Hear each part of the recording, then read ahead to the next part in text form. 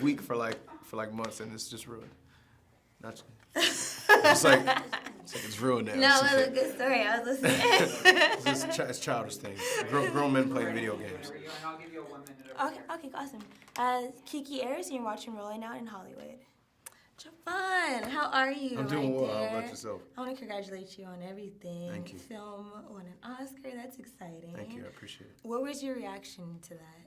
Getting to see, to be nominated was one thing, right. because there were a lot of great films this year. So just to be among the few that were recognized on the Academy level was great. But to see Viola get that win, it was long overdue. She was brilliant in this film, and she has a long resume of phenomenal work. So I was really happy for her.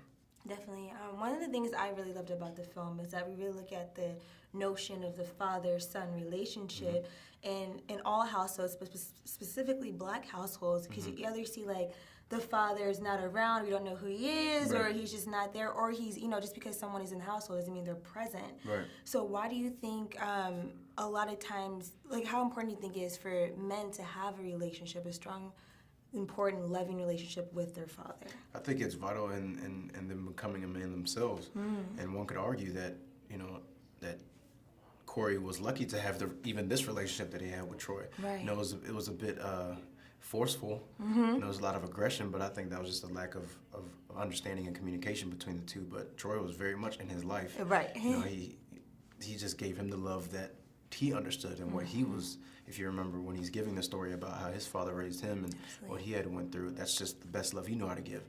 Corey didn't understand that, and many, young people won't, because we think we know everything when we're coming up. But if you were to look back at your life and look at how your parents raised you, I think and what Rose even says, not to be too corny and cliche, is that he did the best with what he had for you. So I think it's vital for, especially in those early years, to create that strong relationship between father and son for the boy to be able to grow into a man himself. Absolutely. And Denzel definitely has like the attention of, I don't want to just say the country, the world. Everything that he talks about seems to go viral, from cell phones to, media being accurate.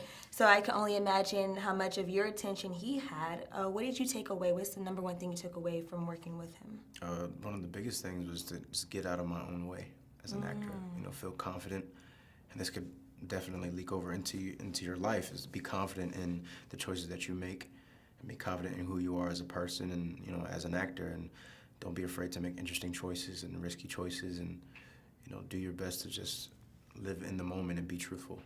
Absolutely. Now, what kind of fun did you guys have on the set? Because this is a very serious movie, but I'm sure you guys, it's a great cast. Absolutely. What are some great things? We always had a lot of fun. We spent a lot of time together outside of filming, and Viola and Denzel are some of the funniest people I've ever met. Right. Which I didn't think that they were not funny or they just didn't have a sense of humor, but just the level of it when we were filming was hilarious, and it was fun just to kind of pick with Denzel sometimes, because we would be trying to get these shots, and there would be like this bird that's in that tree where the baseball's hanging, and the bird would always be making noise, and it would drown out the sound, and it would almost chirp over the boom mic, and it would just be funny just to see him outside of himself as he's not Denzel Washington the star, he's just Denzel, and he's getting pissed off about this bird keeps chirping over the noise. And there was one point we had done like 12 takes, and it was perfectly quiet. The scene was perfect. It was just this nice mood to it. And it chirped at the end, and he just stops, and he's like, ah! And screams at the bird, like thinking he's gonna scare it off, and it's quiet, and then starts chirping again. So funny. So just get to see that side of him. He just somebody who was annoyed and just trying to work, and it was funny because he's quirky sometimes. Were you afraid to laugh, or were you like, man, he's pissed? I waited till he laughed, until everybody else laughed, and then I kind of had that awkward laugh at the end, like, oh yeah, that was funny. But you definitely want to wait off him, because sometimes we look at you like, well, that's funny. Of course not. Definitely. So we had a lot of fun, though. A lot of fun. Definitely. And what's next for Jovan? Right now, I'm just working on press for The Leftovers. It's our final season. Awesome. Comes out in April, and just trying to find more interesting projects. I've been spoiled, sad to say, working on this type of elite material with these artists. So I think the best thing I can do is just look for projects that speak to me and characters that are interesting, and try to push the envelope on portraying life experiences that I'm not familiar with. That's how you keep it fun, keep it spicy, Absolutely. Spicy. Keep it spicy. Spicy. Season. So I want you to finish this sentence. When I think of a man, I think of... Confidence.